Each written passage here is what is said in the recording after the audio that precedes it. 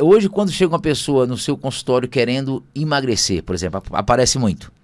Muito. E as pessoas têm muita dificuldade em emagrecer. Geralmente, qual que é a queixa delas quando elas falam do emagrecimento? O que elas têm as dificuldades? Isso aqui é o mais difícil para mim. Como é que funciona? Acho que a maior dificuldade é, de fato, tornar aquilo um hábito. Né? É manter uma constância naquele processo do emagrecimento. Mas porque hoje o pensamento dentro do emagrecer e desse pensamento das dietas, geralmente a pessoa parte para algo muito restritivo, que também é difícil realmente tornar aquilo o hábito, aquilo ser algo factível para a rotina, para o dia a dia. É uma coisa que a pessoa consegue fazer por um período, né? Começo, meio e fim. Sim. E que tá tudo bem utilizar dessas estratégias. Mas essas estratégias precisam vir atrelada de um programa, de uma visão onde eu tenho que mudar hábito para eu manter uma alimentação saudável. Não adianta eu perder 5 quilos, 10 quilos fazendo uma hiperrestrição por 30 dias e voltar para o meu padrão anterior, que é uma alimentação geralmente rica em calorias, rica em carboidratos, açúcares. E também porque as pessoas têm dificuldade, e aí um pouco por falta de se olhar, de se perceber, de como é que o nosso corpo, o seu corpo está se reagindo a determinados alimentos, a determinadas bebidas, aquilo que a gente está consumindo, porque se a gente observar, a gente consegue identificar aquilo que não nos faz bem, né? E às vezes não necessariamente são alimentos tão ruins. Por que açúcar faz mal? Todo mundo sabe. Mas uma pessoa que está com o intestino inflamado, que está com uma desbiose intestinal, às vezes um alimento saudável, uma salada crua, um brócolis, uma couve-flor, que são alimentos mais fermentáveis, pode piorar o processo inflamatório daquela pessoa, pode promover sintomas que vão piorar a inflamação. E gordura inflamada tem dificuldade de ser quebrada. Então, se eu não consigo identificar aquilo que o meu corpo precisa fazer para chegar no meu objetivo, eu posso entrar na dieta e estar fazendo uma dieta que não está surtindo efeito. Né? Então, falta esse auto-olhar, essa autoanálise. E quando eu tenho dificuldade de entender e estou tentando um processo, procurar um profissional. Porque daí é onde entra o nosso papel, né? Como médico, como nutricionista dentro desse meio integrativo. É exatamente identificar as individualidades de cada metabolismo. Porque aquele metabolismo não está funcionando. Porque não é tudo igual.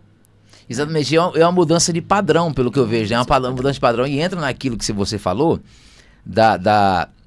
de olhar ali o corpo, a mente. É porque, pelo que eu vejo, a pessoa tem que passar por uma mudança de mentalidade. Tem. Não é verdade? Com certeza. Porque se não mudar a mentalidade, ele praticamente não consegue adquirir os novos hábitos. A gente tem que mudar a relação com a comida. Com a comida. E o porquê também tá fazendo aquilo. Tem que ter um porquê, né, por trás.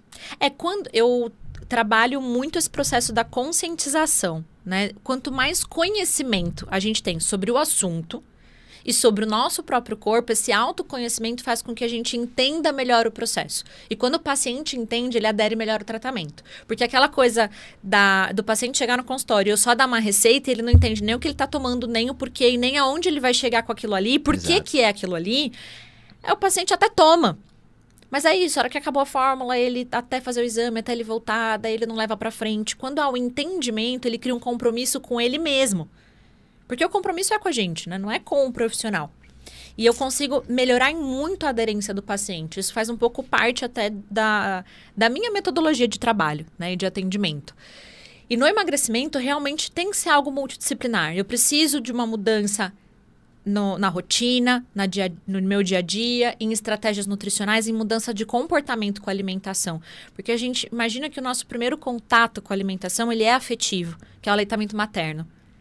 Então, a gente tem contato com a comida e entende aquilo como afetividade antes de entender aquilo como comida e como alimento. Então, essa relação de comfort food, essa relação de prazer com a comida, ela sempre vai existir na nossa vida. A questão é a gente ter controle sobre isso.